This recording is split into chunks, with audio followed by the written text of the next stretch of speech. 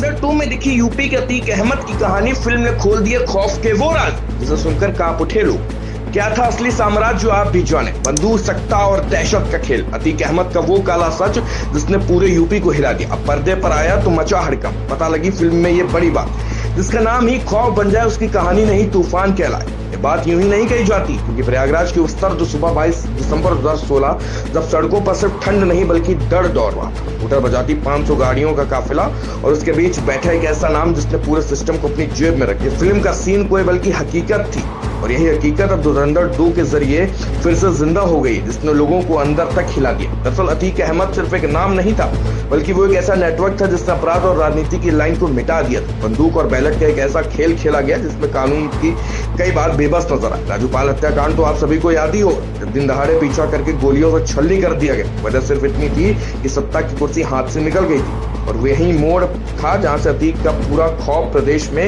फैल गया। बताया जाता है कि अतीक का खौफ सिर्फ सड़कों तक सीमित नहीं था, बल्कि यूनिवर्सिटी तक उसकी दहशत पहुंच चुकी थी। वहां की यूनिवर्सिटीज का वो मंजर आज भी लोगों को सिहारता है।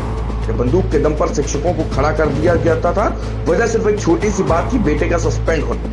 लेकिन जवाब ऐसा कि पूरा सिस्टम झुक गया, और यही दिखाता है कि अतीत का साम्राज्य कितना गहरा था। अब बात करते धुरंधर 2 के आतिफ नाम से इस किरदार को दिखाया गया तो लोगों को लगा कि ये सिर्फ फिल्म है, लेकिन असल में ये सच्चाई का पर्दाफाश है जिससे लोग भूलना चाहते हैं। फिल्म में दिखाया गया नकली नोटों का खेल, चुनाव में पैसा और ताकत का इस्तेमाल। ये सब उस असली दुनिया से निकला है जहां अतीक जैसे नामों ने लोकतंत्र को अपने हिसाब से मोड़ने की कोशिश की थी। रिपोर्ट्स के मुताबिक 1962 में शुरू हुई ये कहानी धीरे धीरे अपराध की दुनिया में गहराती चली गई। 17 साल की उम्र में पहला केस और फिर 100 से ज्यादा मुकदमे, हत्या, रंगदारी, किडनैपिंग, जमीन कब्जा और अपराध में उसका नाम जुड़ता चला गया।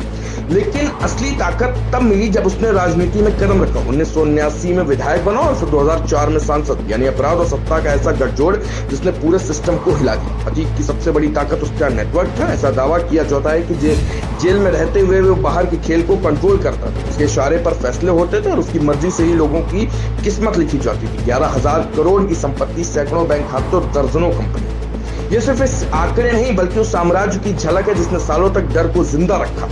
लेकिन हर कहानी का अंत होता है, और अतीक की कहानी का अभी अंत हुआ। वो सनसनीखेज भी रहा।